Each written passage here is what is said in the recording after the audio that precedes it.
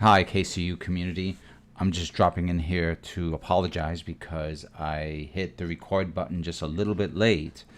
But by way of making it up to you, I've included the various trailers that we discussed in this talk. So if you want to stick for the whole thing, you'll get to see those too. Thanks for watching. Event Horizon has a bunch of it's three stories that were previously published, stories that were unpublished of mine, and then new work, right? So it's very much me taking ownership of work that I've done collaboratively with other artists that have had a smaller market or a niche market within that anthology, things that just I didn't submit to publishers or weren't given a chance via agents, and then new work. And this is really the ultimate answer to your question, Patrick, is I always knew at this stage in my life, and after having written two or three, I've lost count, three previous novels, I wanted work that centered the female experience. I have work that focused on migration routes from my dad's side. I have my Puerto Rican side, and most people have seen work from that area of my life. I always knew that at this point, my next place of reflection would be very much the female experience, even though all my work does reflect that. So why not come out with a collection that deals with that female experiencing gaze, but through this concept of black holes and characters that are facing cosmic decisions in their impacts, decisions in their lives, whether it be small ones, meaning seemingly to others small in their living rooms, or literally being on exoplanets and space stations, where you need to commit and there's no turning back, only a future awaits. So that's kind of a long way to answer, like, how did this come to be? Nudge, and a natural evolution of my interests.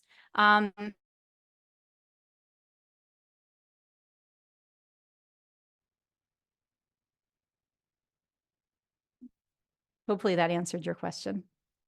Ooh, I think my internet, you're muted or my internet's No, unstable. yeah, we had a little stutter, but we're back online. So yeah, so Event Horizon, stories of no turning back. I just want to throw it out there based on what Stephanie has said so far. Has anyone got any initial questions that she can answer just based on that initial impression before I go on? For anyone that joined late, it was a question regarding where did this idea even come from?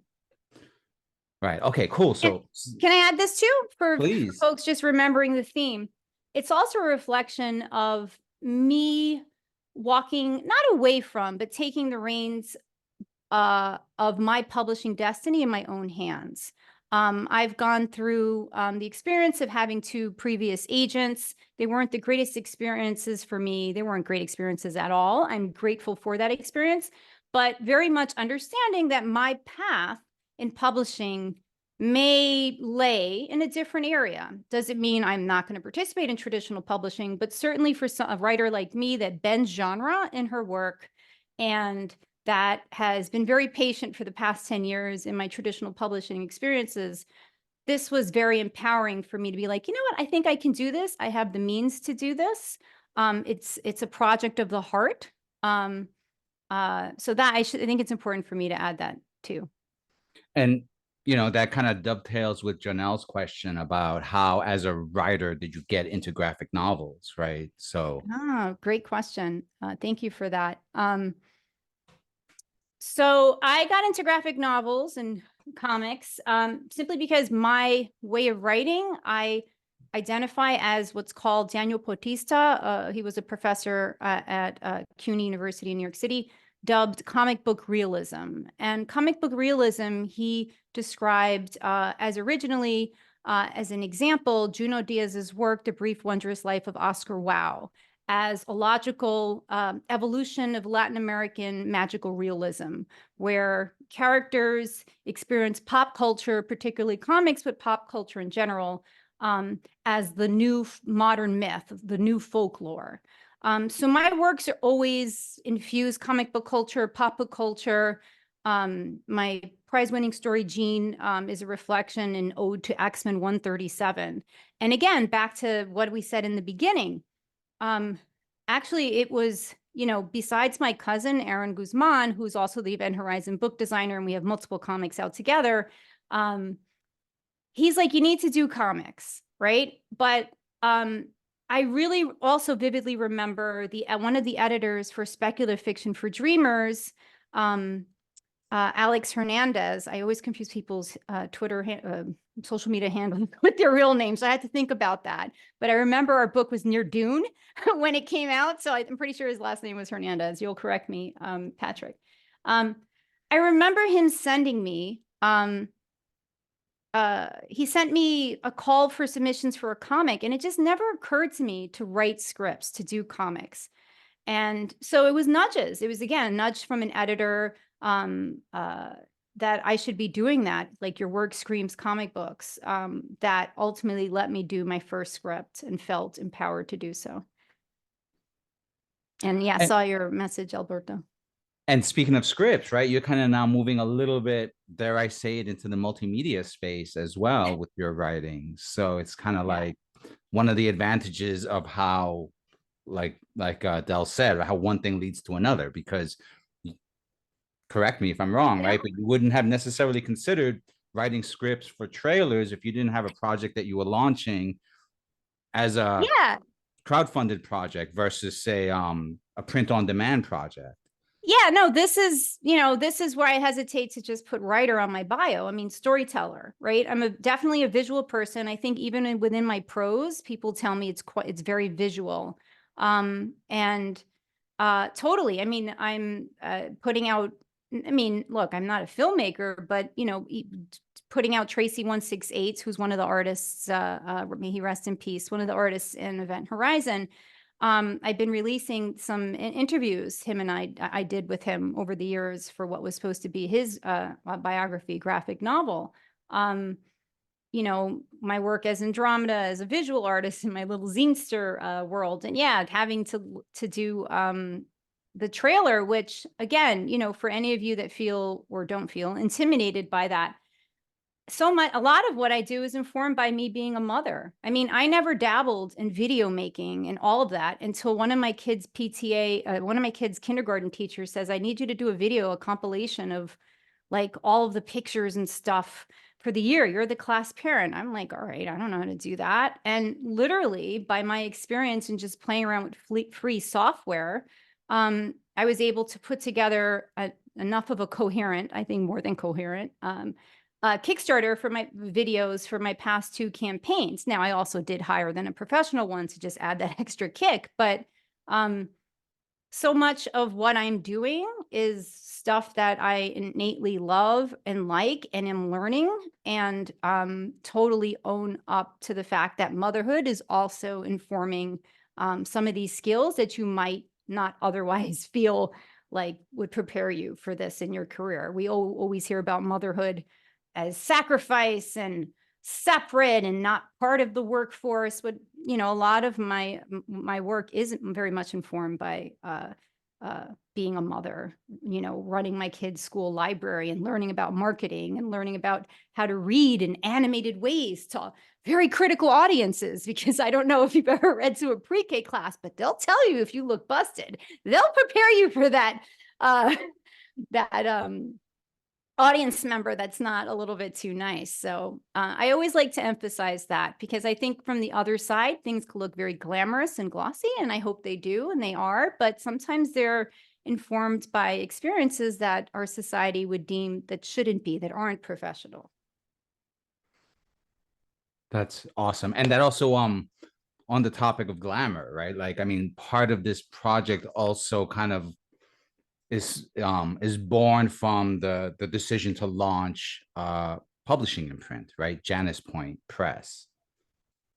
Yeah, I mean, even that's a nudge. I was just going to be like, let's publish this under my public health consultancy, LLC. And Seth Christian Martell, who's an illustrator I have many comics with, he's like, no, you have your own imprint. I'm like, what do you mean my own imprint? He's like, yeah, you just have it under your LLC. I was like, all right, let me go speak to comic book lawyer Gamal. I mean, that's literally how Janus Press, again, having people around me, they're like, no, you could do it. Because I'm very much like, it can't be done. It needs to be this. You need to be Penguin Random. Like, so it's definitely helpful having people like you, Patrick, in my circle that say, you got everything. And I'll also quote a friend, an artist, Manny Vega, a very spiritual human being who said, I was like, oh, Manny, everything's going wrong. I'm cursed. He's like, never say that. You're not cursed. Everything you need, you have in front of you, Stephanie. And any obstacle I have, I remind myself of that. And usually it reminds me, you got what you need. And if you don't, you recycle something, like if that makes sense. So speaking of you got what you need, right? I've been noticing like your mention of artists, right? And these are the artists that you pulled into this project, right? And one of them is your cousin, right? So that's a valuable lesson in terms of like who are the people that you're connected to, right? It's something we can all take with us.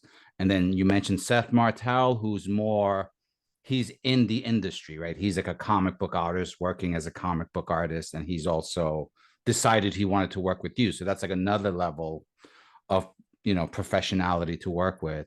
And then you mentioned Tracy 168, which I think needs a couple of sentences on his own, because he's like an exemplifier of completely out of the box sourcing Oh, yes. or creativity. So I think maybe we could give a couple of minutes to Tracy 168 so people can kind of think about for themselves like what resources are maybe just within reach that they should Right. be you know, So actually start, reaching out to. so certainly if you're looking for talent for your book, just, to phrase it that way, if you're looking for talent for whatever project, yeah, definitely look what you have around you. So Patrick just said, yeah, do you have family members that do this sort of thing? Right. I happen to have that, right? I have a graphic designer, illustrator cousin that I've always been a fangirl of his. And I actually pitched him to Marvel when I was 13, and we had like New York Apple Comics Con. He was my babysitter. He took me, and I actually went up to the Marvel table and pitched him as a 13-year-old. Like, you need to for Punisher once, but that's another story. So yeah, definitely. Do you have any connections like that? Are people approaching you, right? I'm going to get to Tracy. Are people approaching you? Seth is someone that approached me in a comics forum. Why did he approach me? I was a nice person online. This is what he says. I was a nice person online. I gave positive feedback, and he felt I was a safe person to say, you're a writer, and I would love for you to write something with me and do a project. Right. So definitely being part of forums like Kids Comics Unite. Most of my comics connections have come from comics forums. Editors seeing me. I had a Marvel editor who said, I would love for you to be an insider art. That was my first big thing. Why? She saw me in a forum and she's like, you would be perfect, I feel. And then to get to Tracy, are you a collector? Right. Do you buy other people's work, or is there an artist you're always buying from? I have a very layered or had a very layered relationship with Tracy 168. My family did. We considered him, in a strange way, part of our family. We also were patrons to his art. So we were a big collector. I was a big collector. I sold some of his art to fans because Tracy needed that. Some artists are great making art and some aren't great, in selling it, right? So I had this very layered relationship with Tracy. And in the same way, and for those that don't know who Tracy 168 is, Tracy 168 sorry that I keep saying he passed away recently this past September of 2023. He's one of the artists in Event Horizon. He's considered like one of, if not the grandfather of style writing graffiti in New York City's 1970s. So he was a graffiti artist who was doing up the trains, saw a lot of stuff, lost a lot of friends, was a young kid, when he started doing this. So utilizing, to get back to your book, are there artists in your circle that you're fans of, that you collect of? Maybe doesn't guarantee, don't have this expectation just because you buy their work that they're going to work with you.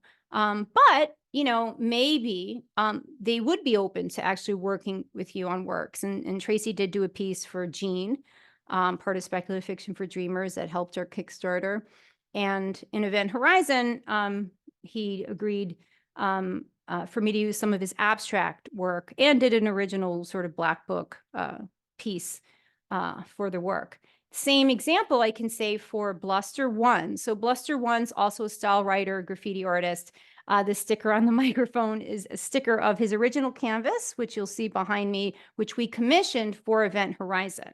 How did that come to be? Again, layered relationship. We collect his original artwork, whether it be smaller prints, whether it be original canvases. The Cyrus side of Janus Point Press, my imprint husband and partner, has worked with him on projects for a medical center in developing artwork for diabetes education outreach, has done work with Cyrus for fundraising for Los Planeros del Ambiente Uno, a Bomba y Plana group here in New York City, had that relationship. And originally I was going to be like, hey, yo, can I buy one of your canvases or license this canvas that really inspired me and set the tone for the entire book and how I designed the entire book. And again, having another person in my circle, Cyrus, saying, commission original work. You can do that. It's okay. Like, give yourself permission to do that. Ask him. I did it for diabetes education. I'm sure, you know, I've worked with him. I've had that experience. He's great to work with. Ask Stephanie. Like, don't assume the answer is no. And yeah, on board, and he's one of our cover artists for Event Horizon. So that's that sphere. I mean, I don't know if you want me to take it to then the next sphere of using agents, but that was the other sphere for talent. I don't want to jump ahead. But that answers your Tracy 168 question. Establishing relationships, in that case, being a patron of that person's art, and they happen to be more open to me saying, can we do some piece together? Yeah, I mean, that's you answered it beautifully. Just a quick update. Does anyone have any questions that come to mind that they'd like to voice as before we continue forward? All right. So And I I love could the pull up idea. the talent page if you want on the Prezi, if people want visuals for anything I'm saying. Not I to was just mess gonna up your suggest ear. we crack open some visuals if you don't mind. Yeah, just when I talk. I mean, it kind of helps for people, I guess, if people agree. So do you want to, Whatever you want, Patrick. would you mind sharing that Sure. that awesome I see a yes. presentation you Okay. Share screen. Bear with me. Let me see if this is the one. All right. Are you guys seeing this? Yes. All right. So I just want to just say from the beginning, because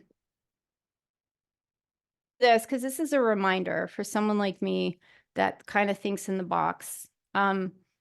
I don't think in the box, but I can put myself in a box. I chose this image not just because Event Horizon has stories that you do literally constellation hop, but I wanted to show this to you in constellations because these are just the dots that I connected.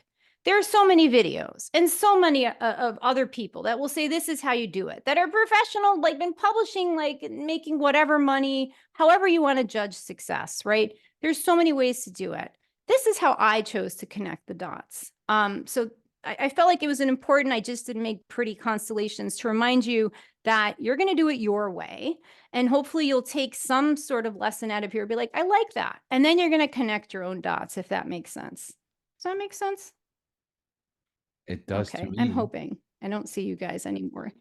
Oh, okay. Maybe I need to put you there. There's your face. Okay. So do you want me to, this is kind of going to hop everywhere. I'm going to just hop to talents. I mean, the first thing, if we're talking about doing a project, follow your heart. We've talked about this. As me as a writer, it was making sure that I had enough for a compelling pitch to talent, a script, reference material. And in my case, in case anyone joined late, assembling previously published work, no longer in contract, and examining my unpublished work. The art you see here is for a prose piece by I wrote all the stories by myself, art by Chris DeLara. I'll let you hop when we go to these questions. I just want to go to, I think, talent, right? Patrick, to keep on Lead, point? lead the Right. way. Yes. If you want me to walk through this presentation, I mean, it's what people want. But since we talked about talent, I'll just hop to this one and we can go back. So this just goes through what I just said, utilizing personal connections, let's talk about this, direct recruitment. I did spend time, so getting new artists, that's what I didn't touch on. Okay, getting new artists. So I also wanted new artwork, and I specifically needed artwork that was more pinup in quality, in its aesthetic for some of the themes of Event Horizon, more realism and pinup quality.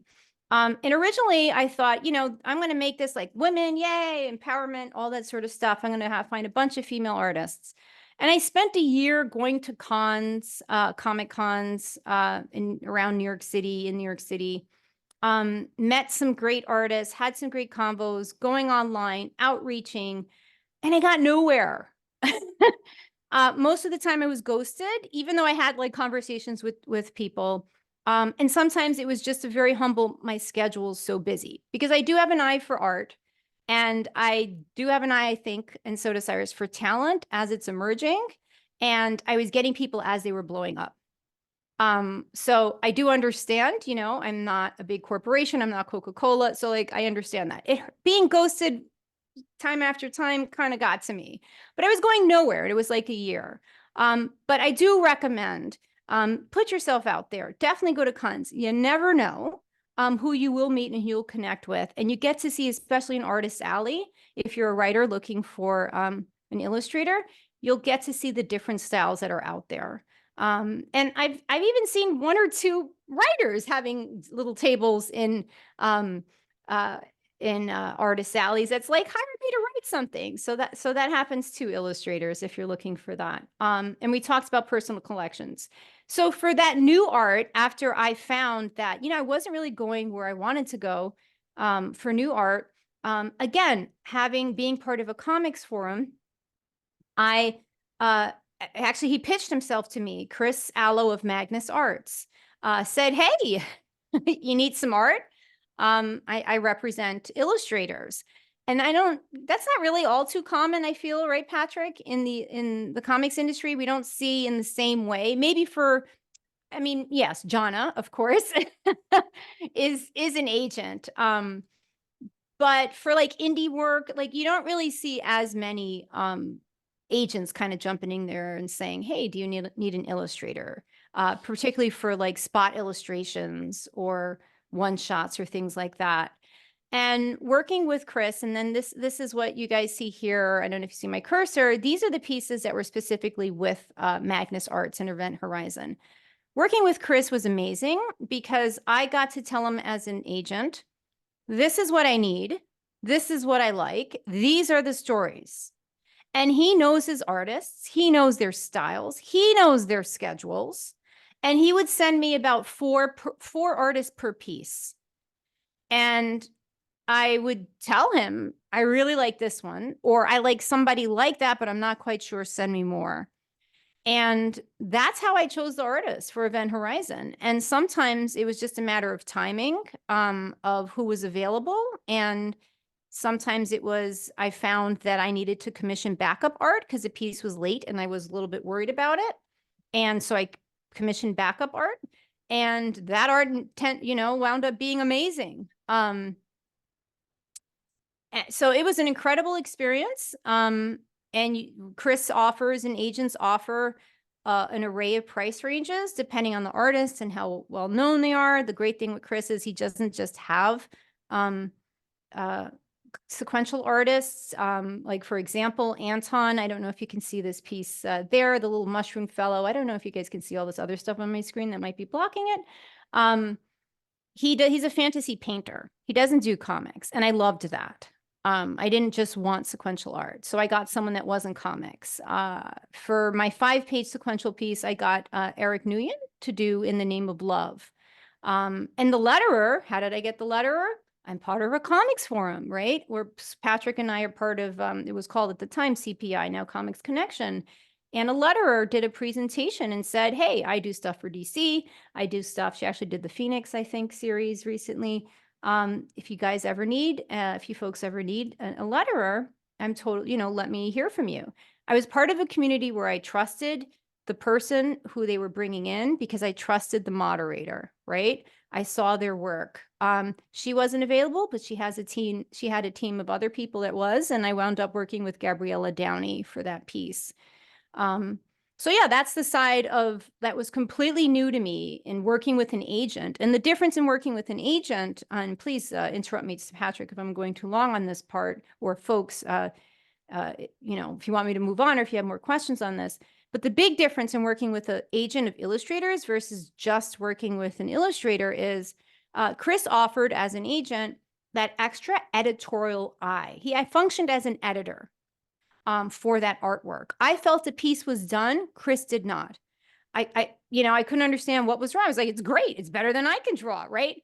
But Chris, being an agent and being a formal employee of Marvel, just has that different aesthetic of what really makes a cover pop.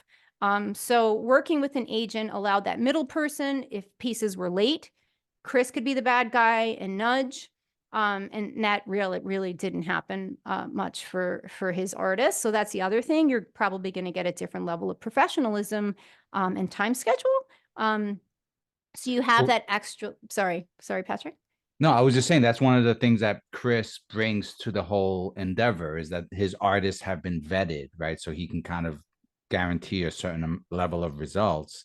And to, like to also spotlight that, a lot of agents, or in my experience, the majority of agents seem to be interested in selling the finished work, right? And getting that to a publisher. So Chris's niche of being That's it. like Yes. Perfect. getting artists and creatives, work so that they can continue, to work is still kind of newish or unexplored territory, or there's still room to grow in that arena. I've yet to meet anyone else that does that. Not that I'm like totally, we have our little niche. I shouldn't say that. How many comics forums can you be part of? But yes, my experience in more in traditional publishing and the board member for Graphic Mundi, an imprint of Penn State University, you just see the agents that are pitching the work. Usually it's a fully finished piece. It's their own thing. It's a graphic novel, etc. So the fact that Chris can represent freelance work for these artists is just something quite different, and it's just especially useful if you are maybe you're not the biggest name out there, you're not known, or for whatever reason, folks are ghosting you or not getting back to you. Chris will bridge you, or agencies like, I keep saying Chris, Magnus Arts is the name of his agency, can help bridge you to some not be as reachable as others. Doesn't mean that's all you need. But if you do want some of that work, or you do want something different, and in my case, I wanted that type of look, and I wasn't able to access it as easily on my own, it was totally the missing piece for me for my book. Yes, awesome. And so questions, anyone, before we continue? This has been so much gold in terms of info. Okay, so I'm gonna just keep going, right? Because the question I want to get to is like, I guess to put it broadly, right? Listening. Why Sorry, totally listening. crowdfund, right? Why a crowdfunding platform, Kickstarter, versus say print on demand? Okay, sure. I wonder if I click on this. Look at that. I don't have to take you throughout my whole presentation. I could just click on something. It's a learning process for everyone. This is fantastic. This is Prezi, if you guys aren't familiar with, which is cool because it kind of makes me feel like I'm going through a wormhole. So, yeah, why Kickstarter, right? Why choose them? So you got to know your audience, right? So, and your experience. So my past experience is Kickstarter. I did a successful Kickstarter for my little zine 100, a few years back. It got a lot of enthusiasm for a little zine. That was a great experience. I had I get a lot of support from the Kickstarter team, supportive messages, throughout the years, do your own thing, that personal touch. I had the pleasure of being in on a panel at New York Comic Con with Kickstarter and Oriana. So those personal relationships, those one-on-one things make a big difference. All of us, I think, like that human experience. So it's not just a company. I've met the people, they've shown enthusiasm for my work.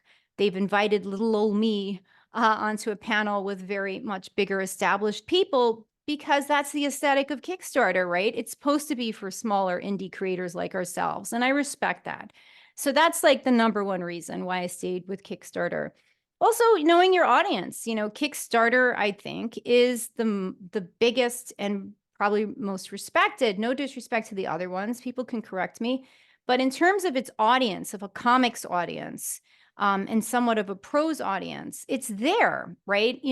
Once you launch a Kickstarter campaign, like I've started getting courted by Indiegogo or one of those other ones, and it does not have that audience for like publishing that I feel Kickstarter has. Maybe it will evolve. Same with the newer ones like Zoop. Backer Kit is tempting. I know a lot of people are toying around with that. But again, my personal connection right now is Kickstarter. And my question is, are you a gambler, right? And it really comes down to that. And what do I mean by that? Kickstarter's all or nothing. Meaning you got to reach your funding goal or you don't get any of the money people pledge. So even if people pledged $1,999 and your goal was $2,000, you're not going to see any of that money because you didn't reach that $2,000. So you have to be careful with gambling. And this is somewhat not controversial, but there's different thoughts on it. That's how also you may choose your funding goal. Now, what do I mean by that? They say your funding goal should be what it actually costs to make this your project. There's no way I feel I would ever meet my funding goal for the true cost of a book as ambitious as Event Horizon. I saw this for myself as a kickstart. Help me get to print at the very least, right? Like, let's have some pre-orders. I'm careful that when I have in my campaign, because I'll tell where the criticism can come in, is, well, for creators that actually use it, that need every single cent, and they can't go to print without the true cost, like, it makes it harder for us because you have such a small funding goal and we have a realistic one. This is where Kickstarter is what it is for whoever you are. I make sure that I put a note in my Kickstarter. Folks, be very mindful that other Kickstarter campaigns of a book of this nature might have a higher funding goal because that represents their true cost of what it would take to go to print. It's not my true cost of going to print. So that's how I chose Kickstarter. And I don't know if you asked me why crowdfund? Did you even ask that, or which one? I'm answering how I want to answer, Patrick. It's working either way. I was definitely wanting to spotlight the choices behind, the project, right? Like the choice to make it a crowdfunded project versus some, Right. So, but why even do it, right? If it's not even like why even do it? If putting aside, maybe this is the only way you can self-publish your book or publish a book with your own imprint. Crowdfunding is a great way to get pre-orders. Crowdfunding is a great way to get the attention of other publishers and agents, if that's what you wish. There's plenty of people that I've known that got literary agents and publishing deals with traditional publishers after launching a Kickstarter because people saw their product or saw the enthusiasm behind the book. Established publishers use Kickstarters. Celebrities use Kickstarter and crowdfunding. Look at the very famous, very outlier case of Brandon. I'm totally forgetting your name. I'm messing. Sanderson. Yes. Somebody Sanderson, right? You got it. New York Times bestselling fantasy author decided to do a Kickstarter. Only got like $41 million, even though he's an established New York Times bestselling author. So, if you got thick skin, because you need a little bit of thick skin to do a Kickstarter crowdfunding campaign, you're a gambler and you have that enthusiasm, why not? The only trade-off I would say in my case, as being a prose writer as well as a comic book writer, is it's not respected as much in the literary fiction world and prose world. So my market is different for crowdfunding than my publication. But my publication is always not going to also cater necessarily to that crowd, because I am already in myself doing my own thing. And that is not necessarily seen in the same way in prose world as it is in comic book world. So just a little bit of a note for any of you that dabble in the prose sphere. Comic books are a totally different thing. And that's kind of why I love comic books, because you could just be free and be yourself. And I think we're very much a supportive community overall. And it also calls, puts a spotlight on like the reality that, like, if you were to try and bring this project to Simon and Schuster or whoever, right? Like, how would how would they be able to categorize this collection of short stories with comics, but it's also an art book, Oh, it wouldn't. Like, you don't fit in the box, right? And I have work that can fit in the box, sort of, right? I do have that. This isn't one of those. And that's where, I say this in the acknowledgments of in the acknowledgement of the book. If you have the means and the smarts to build your own spaceship, why hitch a ride? That's the case for Event Horizon. This is my heart project. This is my passion project. This is me not waiting on publishing. This is me being who I am, the woman I am, at this life. And, when you write outside of genre, and then you really just crash genre and mediums in the way that I have done in this book, it's empowering on that level. It's empowering in, a Nuyorican writer inhabiting a Latina sphere, and breaking that barrier that we have in getting into publishing. Most of my work, with the exception maybe of the Janus Prize and Insider Art, is published exclusively in Latinx spaces. And that's beautiful. That's home. It's a smaller market. And crowdfunding and Kickstarter just open my work to absolutely everyone that traditional publishing is not as open to. And at the same time, you're bringing your audience beyond just the typical what's my next comic purchase, right? Because they're moving beyond the typical I'm going to buy this comic, I'm going to buy this anthology. This is something that is beyond that. And so you're doing some good work on that front as well, I'd say. Yeah, I mean, and to go back to categories, I call this a short story collection in that it's a prose-driven collection for the most part. It's prose-driven. It's written by one writer, and the stories are curated and ordered in a very specific way that, yes, you can enjoy each story on its own, but it makes sense and will be more enjoyable if you read it from beginning to end. Doesn't mean you have to. Each standalone on its own. And that for prose is the definition of a short story collection. Versus in comics world, anthology, yes, because it's different artists, right? So I've seen on Kickstarter anthologies with one writer, but many artists. But in terms of, how this was ordered and curated in its story, I feel it felt more in the short story collection. Just semantics, but it affects, if you're crowdfunding, where you place it and then where Kickstarter is going to advertise it. I chose to go under publishing first, fiction, and my subcategory is comics, comics work. So if you're doing this type of work that mixes it up, try to figure out who your audience is, if not your audience, what does your heart say is this book? Might violate audience and expectations, but what's most meaningful to you? Awesome. Really quick, I want to check in. Does anyone have any questions? Oh, look at that, Bob. You want to speak up and ask them? Well, they're technical questions, and I wish they were more creative because you're such a creative that's person. why we're here. What was the page count of your first zine, Event Horizon zine? Like, what is manageable? Because it's so much effort goes into it, the lettering, the art, what's a good turnaround time to get something prepped and ready for a Kickstarter instead of spending 4 or 5 years on a 240-page graphic novel? You know what I mean? Yeah, great question. So for a zine, I mean, zine, now you're going to make me count. I always lose, zine is just a sheet for my work. You just fold, right? I could just put that out quickly. I forgot if it's like 8 or 12. You count the cover. Forgive me for not knowing. And those are things that when I did Z100, right, for example, that's something that me as a zinester is just quick illustrating. I get those out, quick. But I did collaborate also with a graffiti artist to do a more professional illustration for that.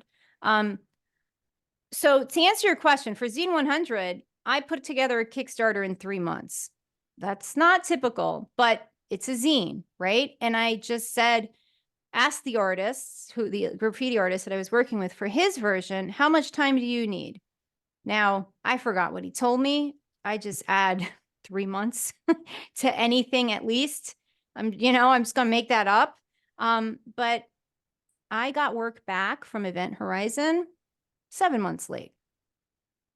Right? So part of me doing this, and that's the 240-page book, is saying, and this is where Patrick and I can go on our kind of spiritual conversations, and me understanding I kind of go with the flow, the Tao, like I don't resist.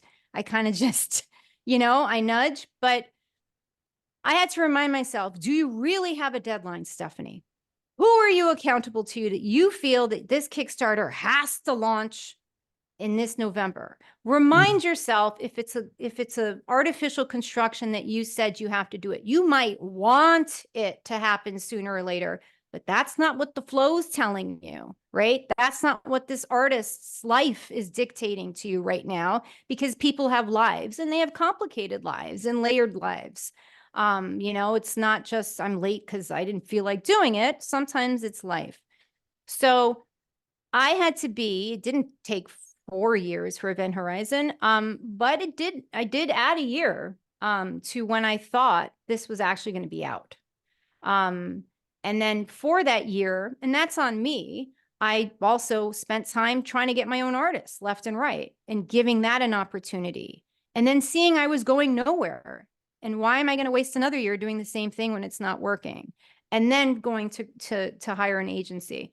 But again, I still thought I was going to launch this last year, right?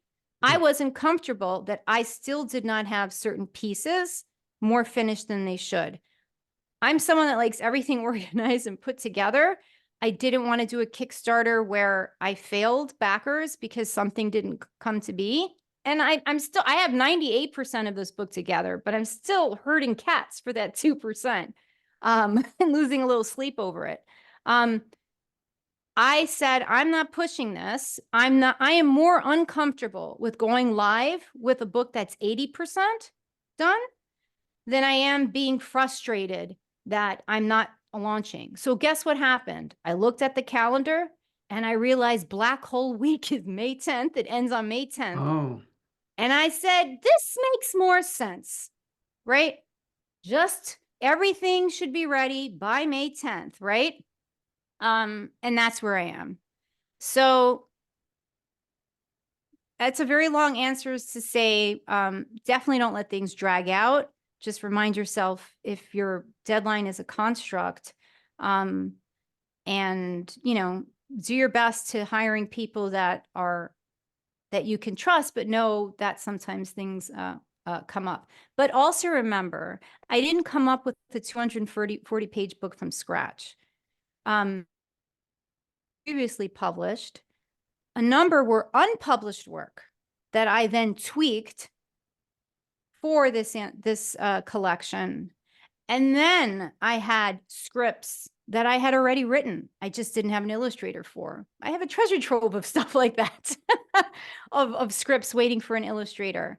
And I asked, how long will this take? So in no way in the 2-year journey, let's just say 2 years, right? That it took me to come up with my Kickstarter. it doesn't reflect the actual creation of some of these things. Some of these things are my entire writing life that are just getting the light of day. And then on top of that, new pieces, new prose pieces that, as now a more experienced writer and writing in a different type of style than I did when I started out, I'm able to write things quicker than I did before. Did I answer your question, Bob? So fully. Okay, good. And Good. just a quick correct me once again if my memory is not working, but for that Zine 100 campaign, you had like a basic your zine, right, which was produced by you by hand. And then Mhm. you had, for a higher tier, you had like the deluxe zine that had actual artists doing Mhm. it, and one was black and white, one was color. Am I remembering that correctly? Oh, yeah, for the zine. And then Bob, I saw the second part to your question. I'll answer that too in the chat. Yeah, so for the zine that I did, it was like actually a double zine. I think it was 24 pages in that I stapled, right? I stapled the two zines together. So that was Andromeda being like me in the kids' playground, handwriting it's a public health zine, how not to be colonized by outreach programs, a how-to zine on working with people that offer you stuff. My public health hat of like, how do you accept grants without selling your soul, essentially, right? So that was like the little tier, right?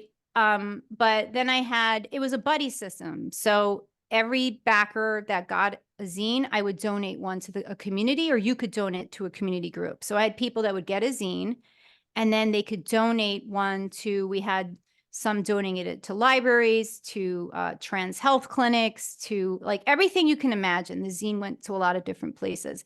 But yes, Patrick, I did then have a second tier, I believe, yes, for the actual illustrated one done by a graffiti artist. So like comic books, if you're a zinester and you just, want Andromeda, sort of renegade stapling a zine, there was that.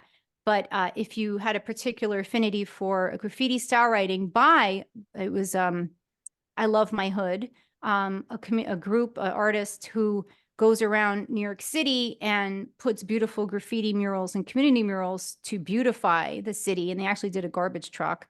And that one was being printed by a cooperatively owned, union run, local New York City printer, Radical Printer here in New York City, Radix Media. You could go to that tier.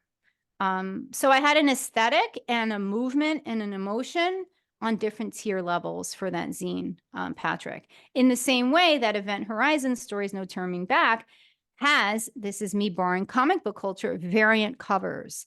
So you can get a Karen S. Darboe hardcover that's foil stamped. You can get an Armando Ramirez cover that has customized end papers, even in the print one, or a graffiti style writing one based on done by Bluster One that has textured paper, right? So my tiers reflect different aesthetics, and it's interesting. People are buying different ones because they're just three different covers. But to answer your question, Bob, because you had a question on like do 1, 2, 3. People do that all the time. His question, I think, was more of like, do you do a first part Kickstarter and then a second follow-up? Yeah, people do one shots. And then they'll do the next Kickstarter for their volume, issue number 2, and then issue number 3. Or, for example, if I did a follow-up zine for How Not to Be Colonized by Outreach Programs, my next one, it's just sitting on my desk. I don't think I'll kickstart this, but How Not to Colonize Your Art Event. Because I've seen some stuff at art events I don't like, that might not be the issue 2, but it's in that theme. So people do that all the time, particularly if you can't finance. And I would probably say this is a good recommendation. If you can't finance a full graphic novel, or you're not sure people will back it and you don't want to invest all that time drawing it, writing it, whatever. I'm not sure if you're a writer, illustrator, you do your issues, right? And then you hope with each campaign, you get more and more backers. And then you have a culmination and you say, I would love to get this in soft cover or hardcover. People do that all the time. Oh, thank you. That was I'm fantastic. an artist illustrator. Okay, gold. Yeah, and you've been putting the work in already, right? You've got art. So I've you got a might be lot of closer to a art. finish line than you imagine, you know? Yeah, I'm an unknown art line, but I need to get known. Okay. And look, what does unknown mean? I'm unknown, but I have, and then I get corrected when like, how are you unknown? Look at your Kickstarter, it's funded. It's all a matter of like, what does that mean? What does it mean to be known? Is it enough to just be funded? Is it enough to just get some of your circle to support your work and you feel good? I'm just putting it out there because I was corrected too on a show. He's like, how do you say you're unknown if you got people to back your Kickstarter in 1 hour? Mm. I mean, just being more forgiving and more, fluid with, what is known. I like your background. Fireworks. All right. Agreeing with me. That was pretty cool. Any questions? And you want to hop to marketing? Now that I know I could press buttons on this thing. That sounds like a great one. You guys want to do marketing? Okay. I'm very excited. I learned I could press buttons on this thing. All right. Do you guys see this panel in the middle, or is that just me? My little Zoom panel? Is that like blocking everything? It's blocking everything. No, we're just getting the Oh, all right. browser Well, I moved screen. it. And anyway, I moved it. At the sacrifice of Alberto's face, I have to move it. Sorry. I do see some of you though. I'm a person that when I'm on a Zoom, I like seeing face, like, are people here? Am I speaking to myself and my nuts? But I see your faces. I appreciate that you felt comfortable to put your cameras on. All right. So Patrick, you want to ask me or am I going to walk you through this? Walk me through it. I'm a total neophyte. I just have to laugh. I told Patrick, I'm only doing this if I don't have to cover a presentation. I don't have time, Patrick, for presentation. I can't. I'm doing this Kickstarter. I'm like, I can't do this without doing a presentation. I have to have something. All right, but here I am. So marketing.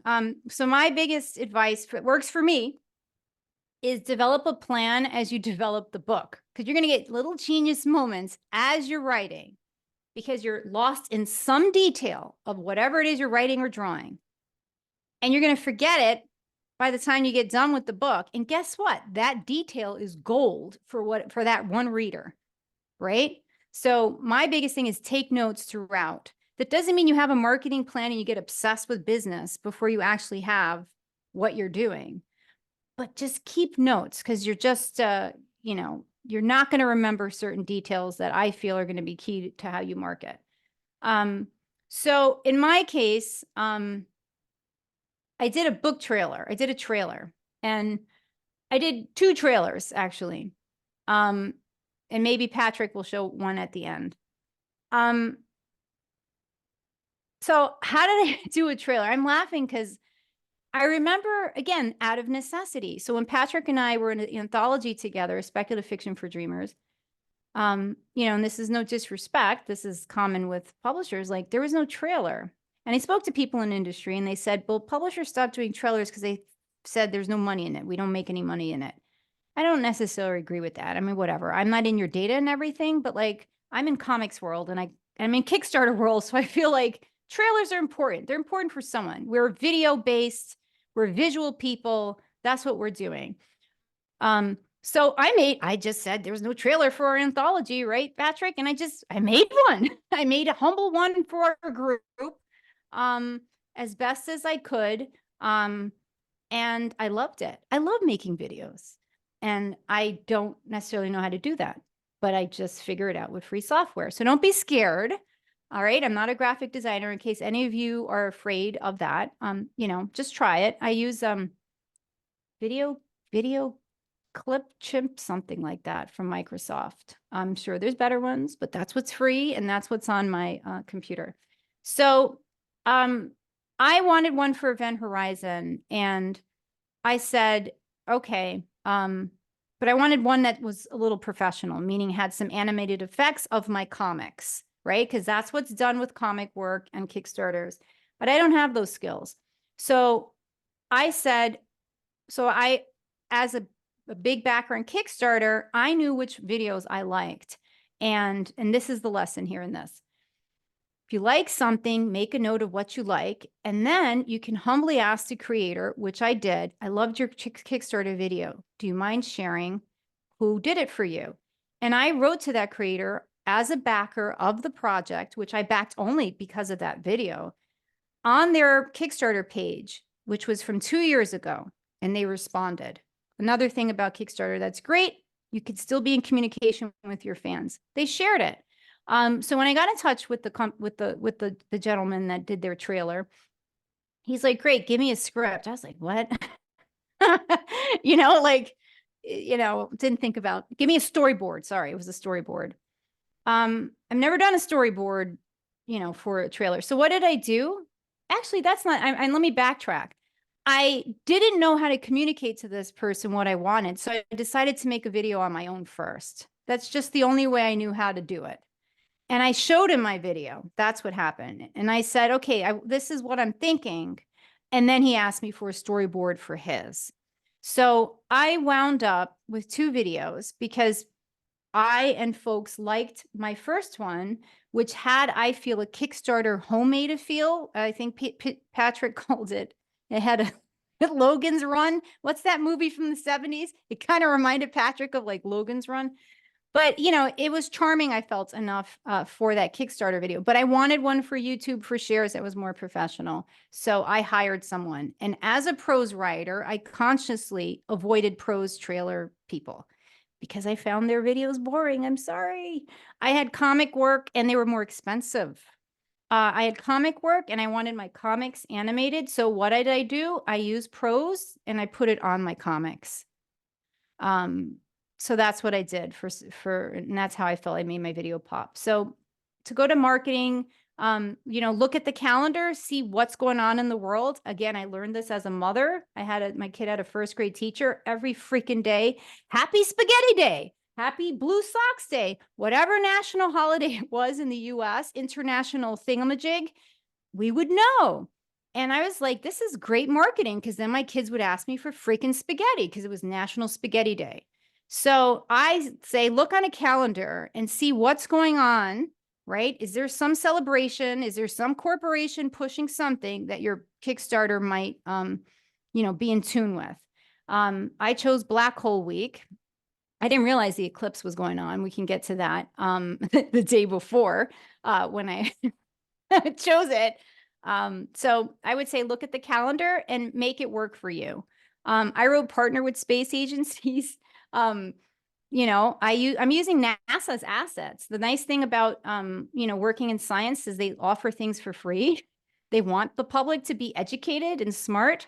So some things I didn't have to design. I'm using a lot of ESO, European Space, I'm forgetting what it's, Southern Observatory. It's a coalition of European countries that have a telescope in Chile. I'm using their videos of space stuff in my trailers. I have permission. They have an open copyright, Music. I fell in love with the music of one of their videos, and he happens to be the graphic designer for that organization. Everyone's like, oh, forget it. You don't have a budget for that. Don't bother to ask. Hey, I asked. What did he say? You could do it for free. Just send me some of your comics. Ask, right? Partner with whatever it is, whoever you're working with. Don't put yourself in a box. I was so thrilled when he said I was able to use his music for my trailer and appropriately credit everyone. Events, libraries, schools, doesn't pertain in my case for Event Horizon, but particularly for kids comics. If you guys are doing that, that's gold. Podcasts,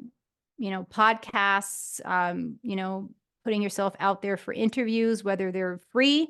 There are also paid ones that they're not interviews that you're paid, but if there's services like Two Geeks Talking, Canadian base, he has interviews, but then he also has, pay me a small fee, and not only will I interview you, I'll market for you and do shorts for social media. Totally helpful. If you are not a TikTok person, you don't have time to do short videos, he'll do that and he'll push your Kickstarter. So looking for interviews like that. Having friends like Patrick Lugo that push you to do things, or hiring a publicist. Being part of community and professional forums, of course. Ad agencies. So we want to talk about that. One of the things, if if you do Kickstarter or others, but Kickstarter in particular, they have an official partnership with Jellup, an ad agency, and they review and select if they do want to work with you.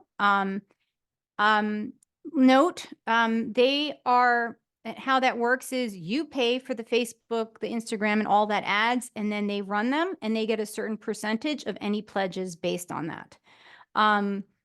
Use them only if you have high tier amounts is what the consensus is. If it's a one shot, it's not worth your money. They are great if you look at who they represent: $1 million gadgets, $30 million campaigns, $10 million campaigns. They do take on smaller creators. I use them because some of my favorite Kickstarter books that I've backed used them. So consider that, but you have to have higher tiers. I do have a higher end book. I do have a digital that's $15. And then the next tier after that is $79, $89 and up. So it worked in my case because I had a full hardcover book that was a higher tier. Or if you're good at making your own ads, you can make your own ads and run them on Facebook. And I'll show you one that I did in case you guys are curious. Social media, crowdfunding partners. What do I mean by that? If you get selected to be a project we love by Kickstarter, in my example, they'll advertise for you. I got a lot of pledges just by being on their front page for the first day or two. Same thing with Jellup. They advertise, they have access to data of who super backers are, the people that back a lot of projects. I got some backers based on them advertising me in their newsletter. But if your crowdfunding partner advertises for you, free advertisement. And then of course, pre-launch build up and getting reviewers. So it's not just you saying, especially for a self-published book, it's not just you saying I wrote something really good. It helps to have somebody else. And when I said surf the wave, so for my first thing, I was invited to be at a panel with Latina Surge, Lean Forward. And I was trying to figure out how am I going to do a cover reveal? And then I got this invite and I'm like, I'm going to work this, right? I'm doing all these free shows, right? And being a free guest and spending hours, I'm going to make this work for me. You know, I did a social media hunt and Patrick was so gung-ho. Hey guys, if you spot Event Horizon's cover, you know, we'll send you a poster and stickers of the book. Look for the Latina Surge event where I'm a panelist and I'm going to be pushing this book. This is where you think smart. And, you know, people I think wanted me to talk maybe about Jean or my past work. And I'm like, I have my own priorities right now. No, I'm going to talk about Event Horizon. This is what I'm working on right now. So being assertive and saying, not talking about things in the past. I actually want to focus on this because this is what works for me. And that's how I did my cover reveal. Because I'm like, well, who's going to listen to me? Who's going to be excited out in my small but very quality circle? So I got that to work for me. So this is just an example of how I took the solar eclipse. Like, I'm like, oh my goodness, look at that. The eclipse is right before my Kickstarter. So I made my own using Adobe Express, and I highly recommend if you're not a tech or designer, and I'm not, software like Adobe Express, you know, Canva, my cousin designer is trying to push me away from it. He hates it. But TikTok templates too are wonderful for as long as we have TikTok. You don't have to use TikTok, but you can make ads and videos and then export them to like Instagram or anywhere else. So let me see if this works.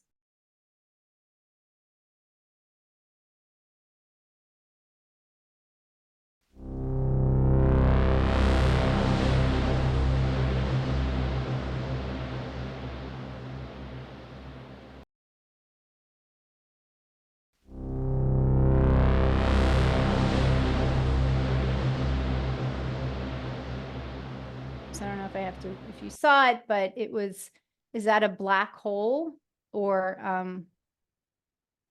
is that a solar eclipse in the sky or a black hole? There's music, like scary music. If April 8th, solar eclipse, if April 9th, black hole, and then Kickstarter information.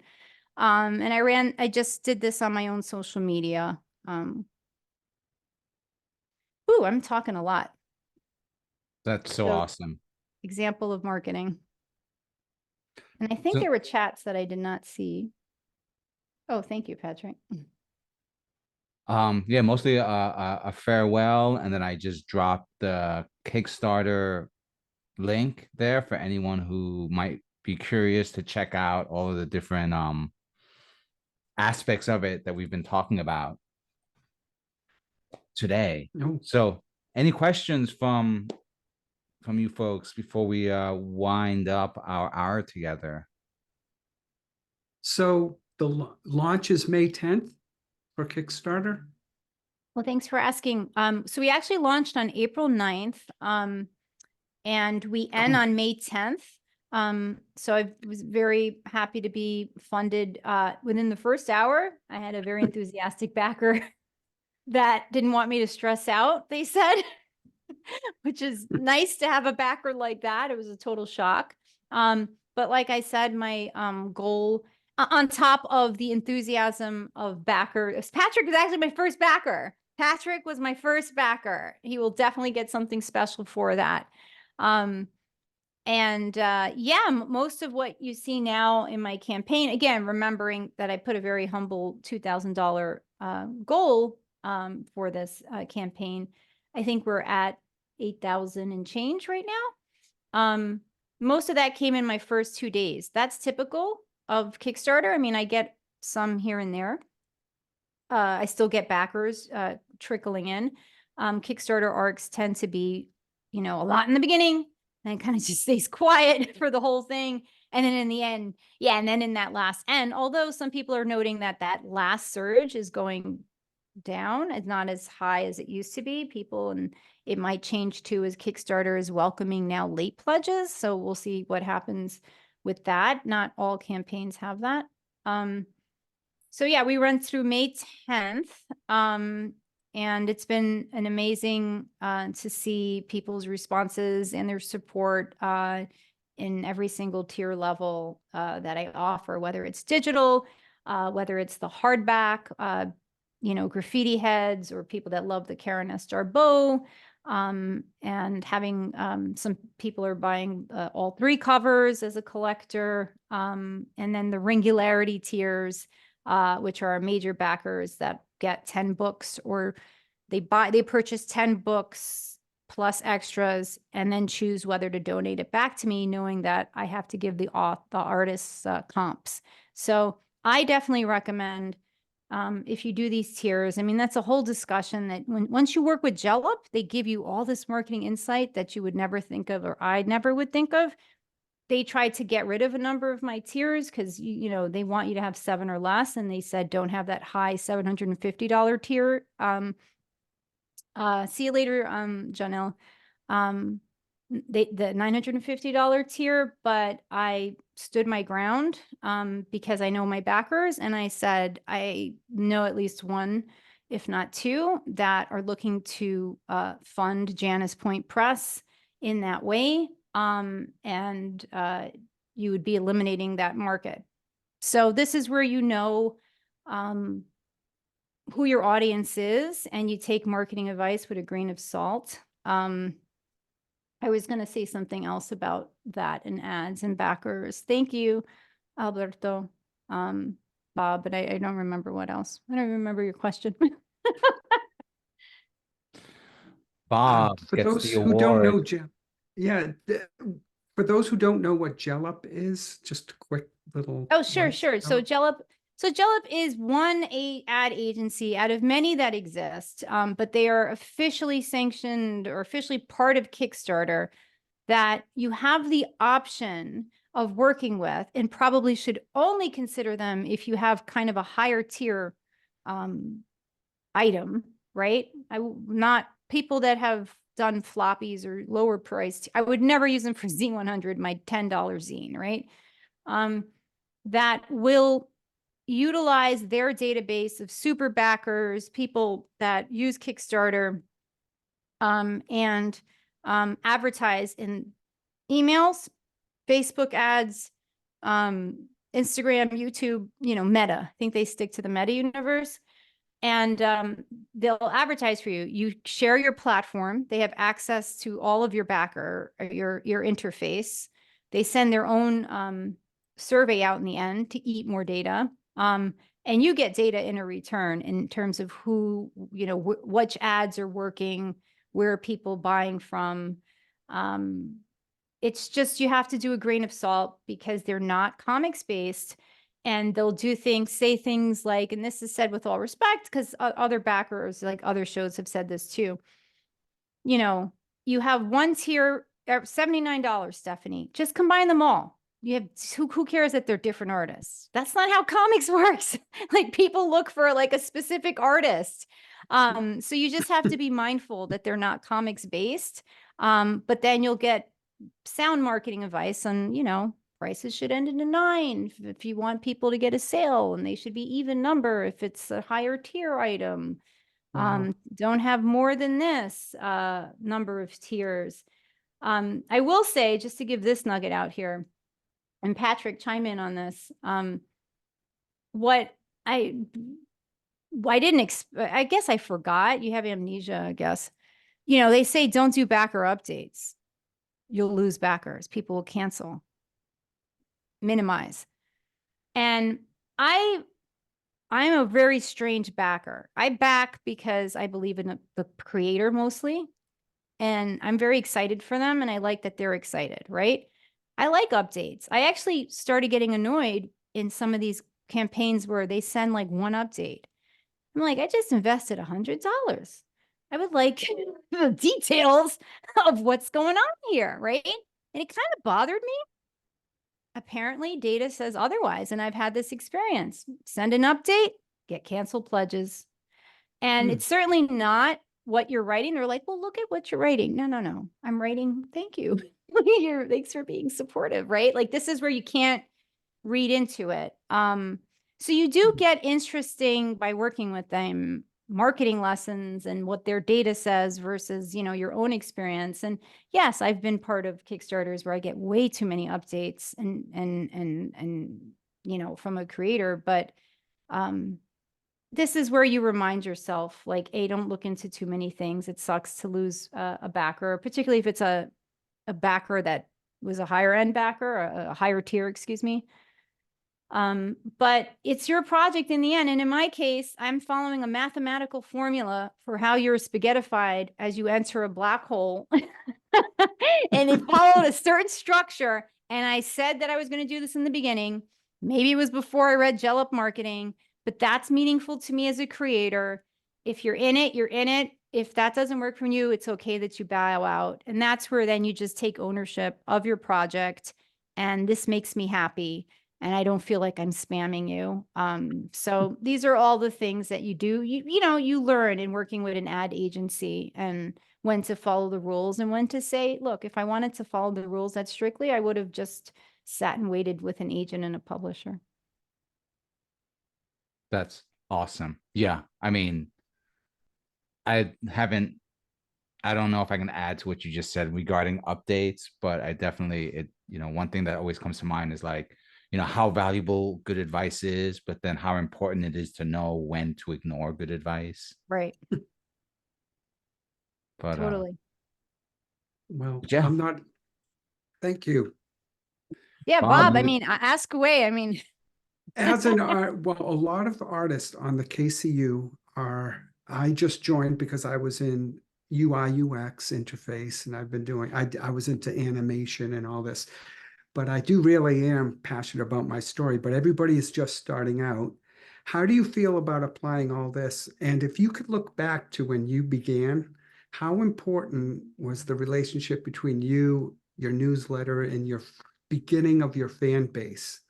Like, because I find it to be, I just started a newsletter. It was like last October, and now I'm sort of doing it regularly. I find it to be very stimulating it feels like there's people out there and they hear it and they yeah. respond and they get excited. So what is a good number before you start a Kickstarter?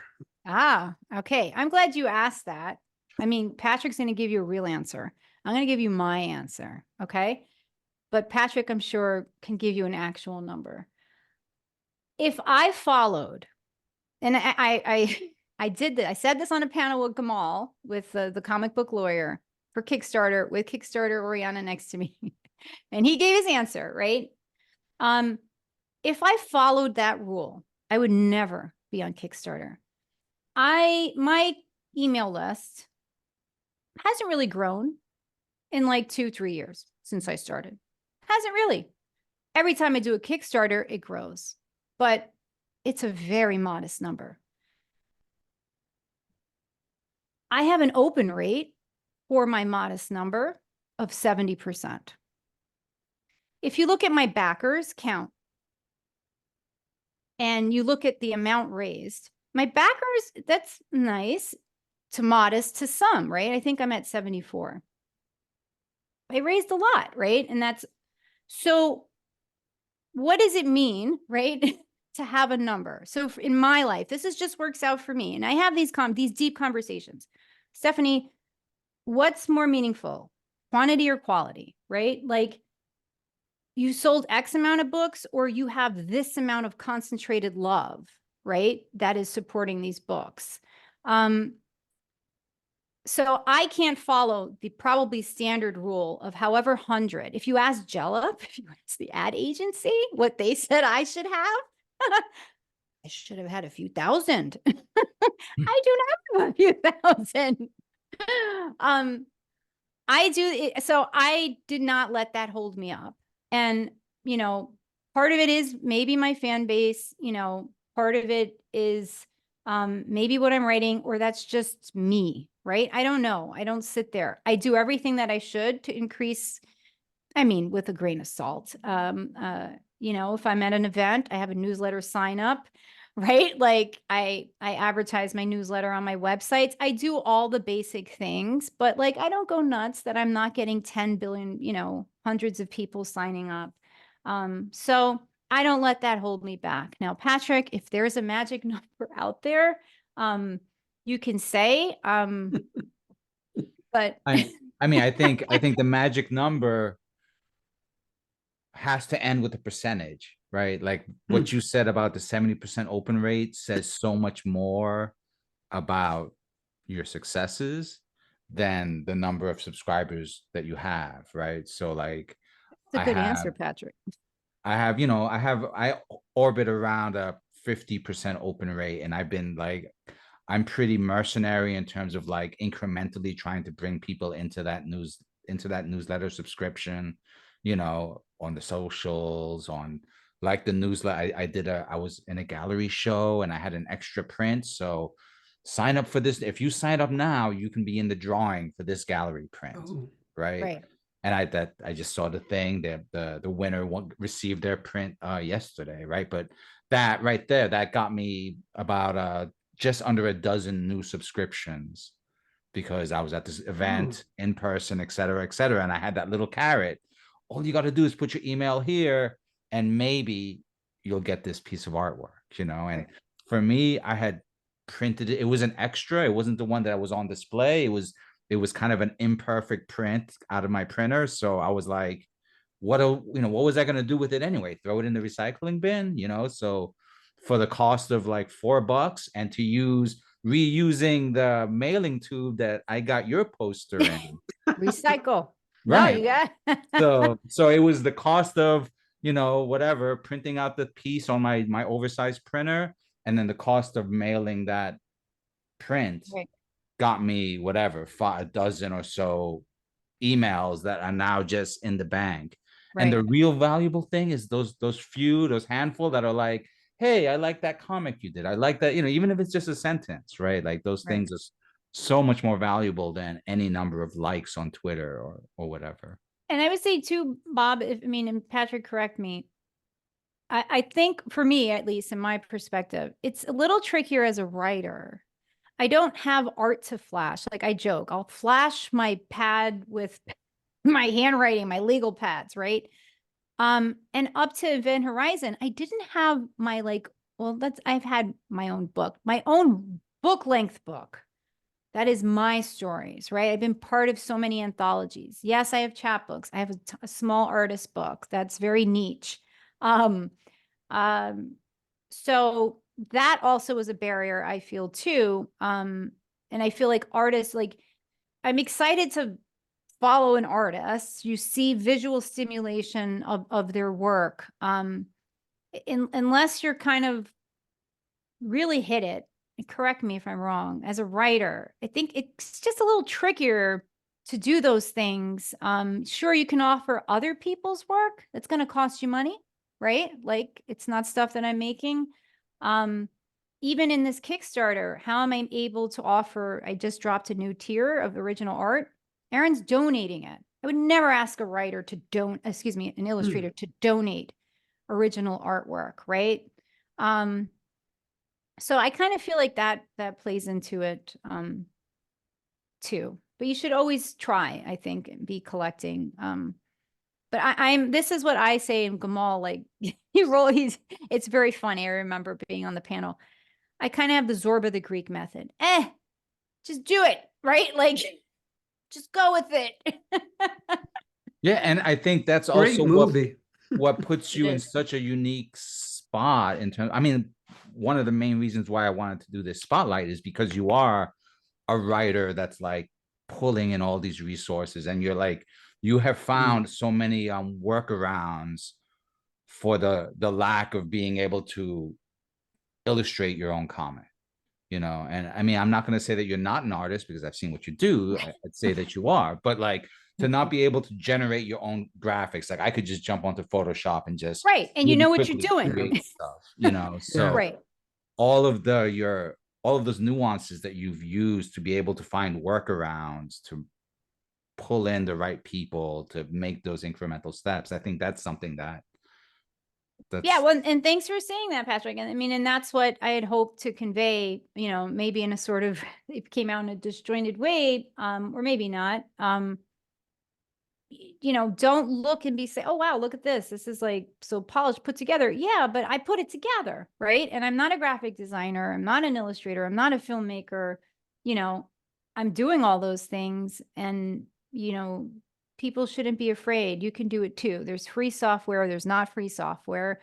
And there's midpoint software. And then, yeah, sometimes you have people that sweep in, you know, you swept in for Zine 100 and you did and donated art for that tier. So yeah, sometimes it is, you know, mobilizing, you know, the circle around you and people that just generously offer. And I'm always like, well, what can I offer back? Can I edit something? You know, it's harder as a writer. Well, I don't really know what I can offer you in return. So I definitely wanted folks to walk away with that and then know when it does pay to actually hire, you know, to hire people. And that was certainly a new thing for me. I'm trying to think. Never hired work for, well, Zine 100. I rarely have to hire work for my comics because it's usually an illustrator and I saying, and I didn't say this about bartering too, but an illustrator saying, I want to work with you. And we'll do it together. If it sells, it sells. If not, we'll just shop it around. And, you know, that's how I started working with Seth Martell. So there's no money involved. I didn't get to say actually, and people should be reminded, there's a whole legal aspect for approaching these artists. And I didn't approach that. I didn't address that. It's in my presentation.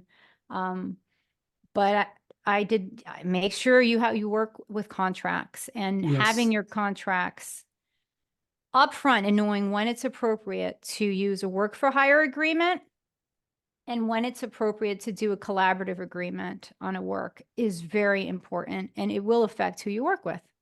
And especially if you're trying to work international, because the US, what's acceptable to US artists might not work also for international artists. And I would imagine that's also true for editors and, you know. Oh yeah, copy editors, wow, we et didn't get cetera, into that. Right. So for those that, you know, there's different types of editors you can work with. In this book, so it depends on the piece. Some pieces were workshopped. I had a mentorship, for example, Space Invaders with Laura Pegram, an informal mentorship she took to my writing. and really worked with this one short story, Space Invaders, for a year with me. That then I decided to take it with graphic prose with Aaron Guzman. So working with an editor in that aspect, and then the other pieces having first readers. I did not hire an editor for all of my works for a narrative arc or anything like that. This is where I'm just taking the initiative or seeing these pieces had different types of eyes on them, and also co-publisher Cyrus as being a first reader to my work. So that is a type of editor that will help you develop stories and all that. I've never used that type of editor. I've worked with those editors for traditional publishing or when I had an agent. I certainly, for all my pieces, use a copy editor and a proofreader.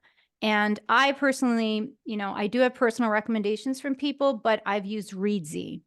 And Reedsy is a platform where you can hire, I think, pretty much everyone in publishing. I've used them for, there's one copy editor I just use for all my works. And we'll probably use the same proofreader I've used in the past. My only issue with Reedsy is they have a contract that I'm a little wary of, and what they word of what they can do with what you upload to their portal. They claimed it was benign. I'm still not that comfortable with it. I try to use Dropbox so it doesn't go to their site. But I do use them. So if editors are not part of your life, you can hire them through platforms like Reedsy, Reedsy. Easy to work with because you're such a visual creative person and you have this collaborative gene in you.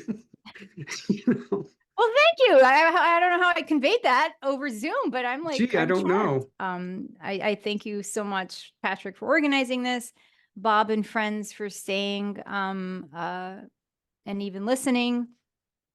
Hopefully there's some nuggets for folks that they got out of this. Event Horizon is live until May 10th on Kickstarter. Just look us up, Event Horizon. We're Janus Point Press. I love these fireworks, Bob. JanusPointPress.com/event Horizon. Interestingly, a new Event Horizon project just joined Kickstarter. It's a board game. You'll see it if you do if you do a search. I want to do that. I will tweet out at some point or social media out once a movie watch. Not that we all have to watch at the same time, but like we have to do a Black Hole, the movie The Black Hole, and then Logan's Run at some point. Oh. All right, so you're in, Bob. Logan's Run in '76 in the theater. Oh. All right, I haven't seen it. I didn't see Black Hole. I won't see the movie Event Horizon because I hear that's horror. I don't do scariness. I can do sci-fi kind of scariness in the 70s, but like I can't do horror. It's disco sci-fi. You'll love it. Yeah.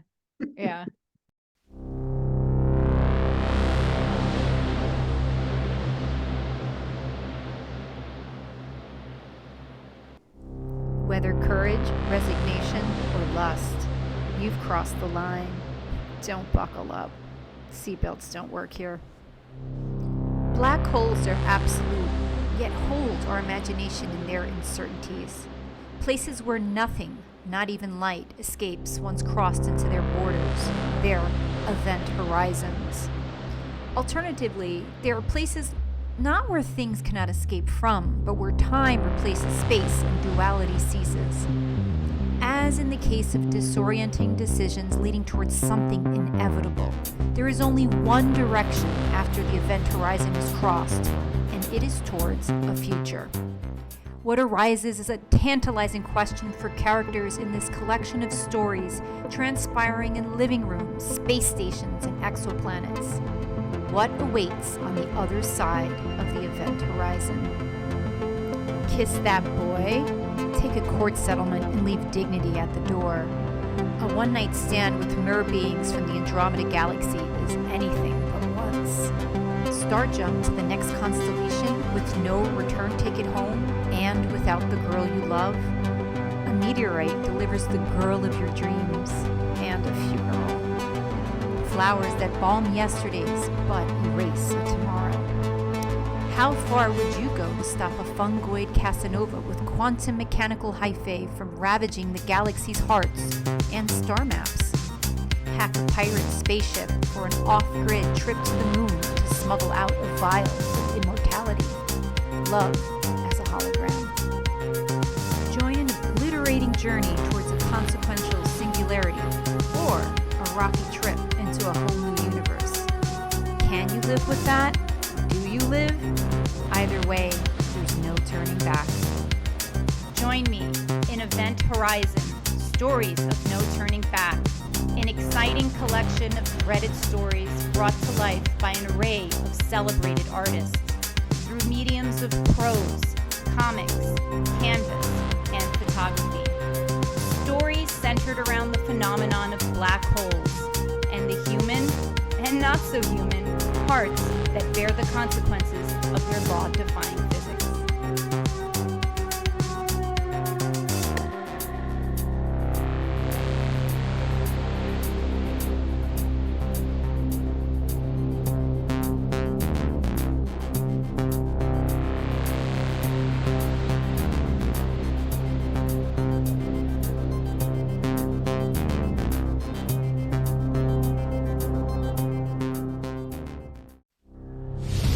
Constellation names were carried into space for the gaze of those who remained behind. But in space, they were carried for their stories. Stories bring familiarity and comfort when living in the unknown. Mara especially felt this. Stories also don't take up cargo space, Catalan would point out. Stories deceive, that they hold no weight. Was it all a plan for you, Evangeline? The moment you crash-landed here? On Sarasketchia, there were flowers for lovers to forget their mutual infidelities. Flowers for lost loves. But there was no flower on Sarasketchia that would erase the memory of Don Juan. Nothing compares to watching the sunset over the rivers of Silene. Beauty to behold. I miss you. Come over then. Pretty can make you forget. Look at Evangeline. Tell me you don't forget everything when you see her. Why limit yourself, Alita? You belong to another universe. Your universe. Bend the rules. Constellation jumpers is what Mara called them. Never settling for one story. Instead, inhabiting all of them at once. Let's go further. Let's never stop.